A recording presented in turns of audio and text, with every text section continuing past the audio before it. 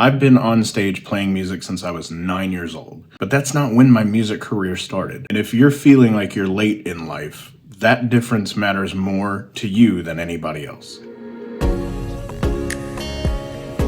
For years and years and years, people have assumed that because I started really young, that I've had some sort of advantage over those who get started late in life. You know, you've been in front of crowds for decades, so you must be used to it. A lot of people have wrongly assumed that I have it all figured out and I can tell you how to break into music just because I've been doing it for so long. And I've got to say, in truth, I've believed that too for a really long time. I've been scrolling through TikTok and seeing a child that can play music pretty well at a really young age. That was literally me.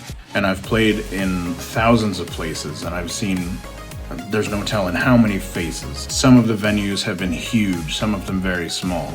I've played to sold out crowds and I've played to empty chairs, dive bars and sponsored events. And sure, whenever you do things a whole lot, you get your reps in.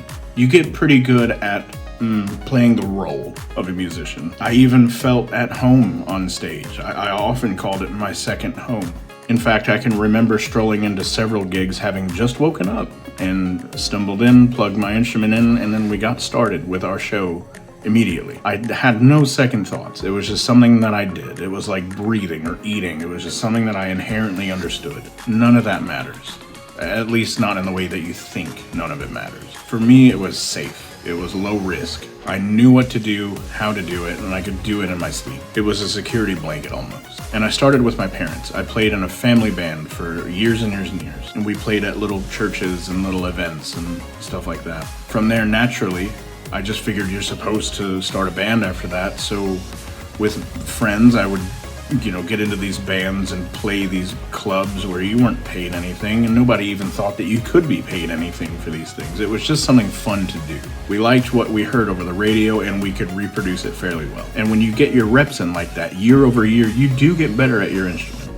And so that leads to playing with even more friends in different bands and different scenarios. I didn't realize it, but I was burned out very badly. For 4 or 5 years, I was in one band. I quit that band and I moved across the country to play more music with a fella called Country, oddly enough. And I'll talk about him in just a second. And I moved back and I played in a band for 10 years.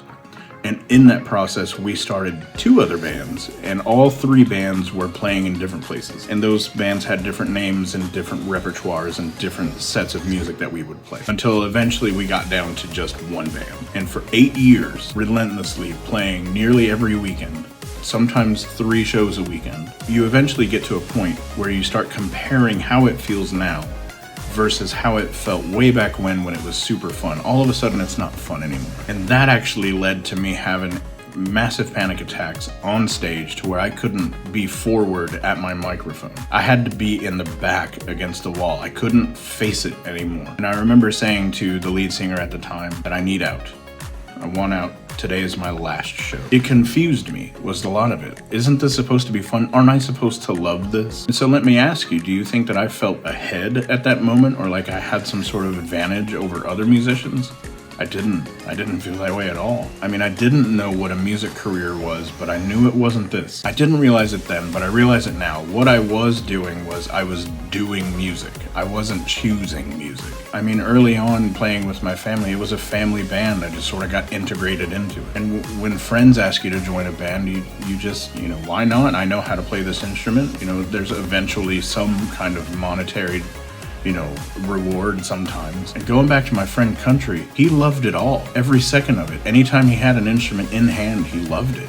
Even if he was just listening to music. I did not have that same love and adoration for it in the same way that he did. And I knew that something was wrong because at one time I did. And it's through Country, oddly enough, that I got a message from a fella called Robbie. And he asked me if I would help him do some music, and at the time I was in a few other bands and I thought, why not? Just add it on to the list of things I'm doing now. And so with that show, that was my last one, I quit music altogether. I didn't know what I was gonna do. I just went to work and I came home and I went to bed. For a year straight, I did that. And that's when I got a call from a Nashville studio asking me to do some session work. Because if you remember, because my friend Robbie that I met through Country, we recorded some stuff of Robbie's in that Nashville studio, and I got asked if I wanted to do some session work on the side. And I said, yeah, of course. A year later, I got a call to do session work with a band out of New York, and they're called the MSii Experience. And I walked in, I sat down, and I started playing the first song, and I froze. Here we were, panic attack, in the middle of me doing a session. My first paid session, that old panic came flooding back in. So I got up and I walked around. I talked it out with everybody in the studio that day, thinking this will be the last time I get a call because it's my very first session and I can't do it. So my engineer, who's John Heffley, he's a fantastic engineer, and Miss J herself, they talked me through this event that I was going through and built me back up a little bit. And I sat with it. And I internalized everything. And ultimately I said, well, just get back in the seat. All those years of playing music, this right here was what I was built for. Not doing music, making music. And after that, the album got pushed out. You can listen to it on Spotify and Apple Music now. I got flown out to New York City to do an album showcase with the MSii Experience. I was making bass parts. I was creating something from nothing. And in that seat, I owned it. I couldn't go back to dive bars after this. This is what I wanted to do for the rest of my life. I could give myself direction. I could pause if I didn't want bass in a specific section. In that moment, I decided that the low end was mine, even though it always had been. Now it's on my terms. Fast forward to now, I'm currently, right now, as we speak, I'm making price sheets for doing session work, and I'm slowly getting into professionally writing and producing, and I'm excited again. So starting early doesn't always mean that it's starting off the right way. And starting late doesn't mean that that's the wrong way to start. The thing of it is, and it's what I realized very recently, the story is yours until you can't tell it anymore. So let me ask you, what are you gonna create?